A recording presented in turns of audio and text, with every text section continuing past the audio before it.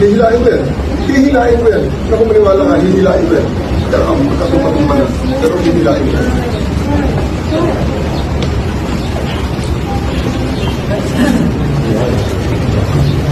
Kapag kung susunod dito ngayon, reklamo niyo lang ako. Gusto niya kung sabi, para lang ay klaro. Sino? Walang yung bata sa akin, ako na ang commander dito. Sir na ako, sir. Diretso ninyo ako sa aeroplano? Yes. Okay, sir. Your lawyers are witnesses. You can always file. You have to kill me. It's not our intention. You have to kill me to bring me to Hague. It's not our intention, sir.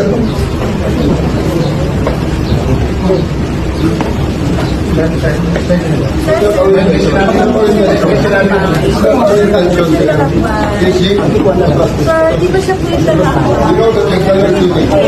Akin na anak ko, akin na yan. Akin na yung anak ko! Akin na yung anak ko. Akin na. Halika dito na. Halika dito na. Akin na yung anak ko. Ito yung gusto niyo?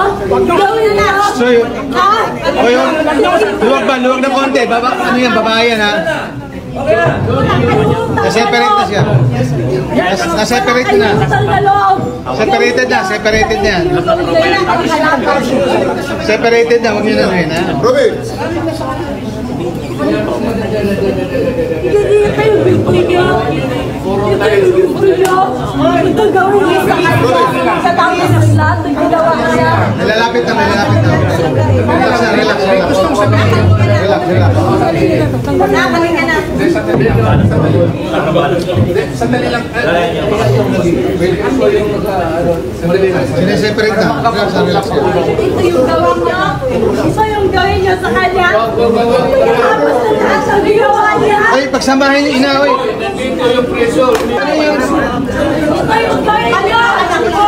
Ibalik mo yung anak ko. Ibalik mo yung anak ko. Ano ba yun? Parang hindi naman kasama yun eh. May sasabihin na. Hindi ba? Ano niyo? Halo orders kayo. May sinabi na yun. Kayo gawin na sa presidente niyo. Ano ba na yan? Maximum tolerance.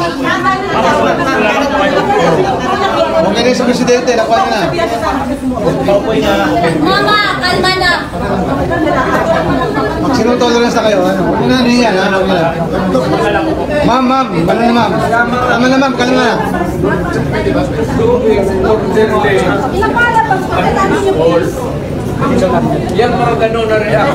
Expected video yan. Kalma na ma'am. Ma'am, ma'am. Kalma. Kalma, wala ka na magagawa mo. Kalma na. Dito na lang yung sinod.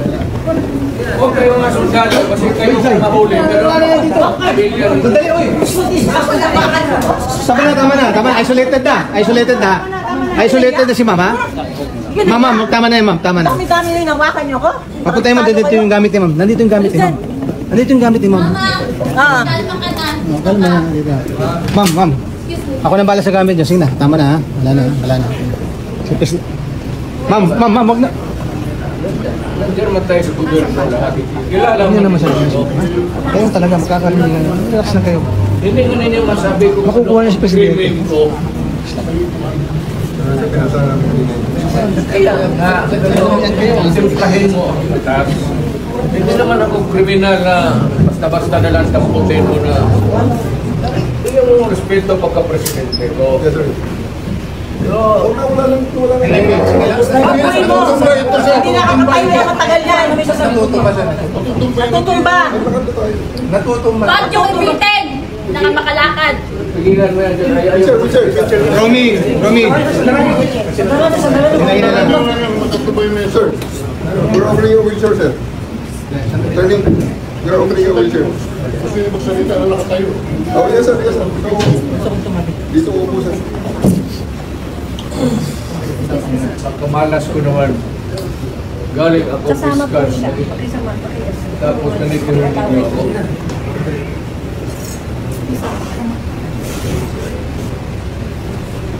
Kayong mga sundalo, kilala man ninyo ako. Anong kasalanan ko? Bigyan ninyo ako maski isang ordinansa lang na ginawa ko. Kayong mga Pilipino, mga sundalo, anong ginawa mo? Umi ka pala. Ba't ka nito? Ba't ka nito? Ha? May tanongin ko kayo. Ha? Saan galing ang demanda? Sa Amerikano. Tapos ganunin ninyo. Sir, we'll trust this out in proper forum. Hindi ito, sir. Hindi ito ang proper forum. Wala judge dito, sir.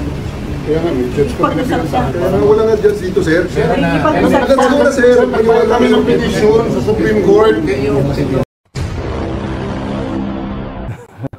I'm sure you know the subject matter of our little meeting today, this evening. The plane carrying former President Rodrigo Roa Duterte took off at 11:03 p.m. this evening and exited Philippine airspace. The plane is en route to The Hague in the Netherlands, allowing the former president to face charges of crimes against humanity in relation to his bloody war on drugs. The former president was earlier placed in government custody at Villamor Air Base after his common law wife, Hanilet Avancenia, and members of his entourage arrived at 9:20 this morning from Hong Kong on Cathay Pacific flight number CX-907. Mr. Duterte was arrested in compliance with our commitments to Interpol. Hours before his arrival, Interpol Manila received an official copy of the ICC warrant. This prompted the Prosecutor General of the Department of Justice to serve the warrant. Interpol asked for help, and we obliged because we have commitments to the Interpol, which we have to fulfill. If we don't do that, they will no longer help us with other cases involving Filipino fugitives abroad.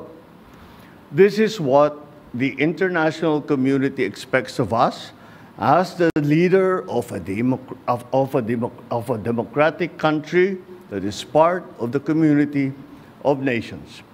So I'm sure that the details that surround what has happened today are familiar to you. I just wanted to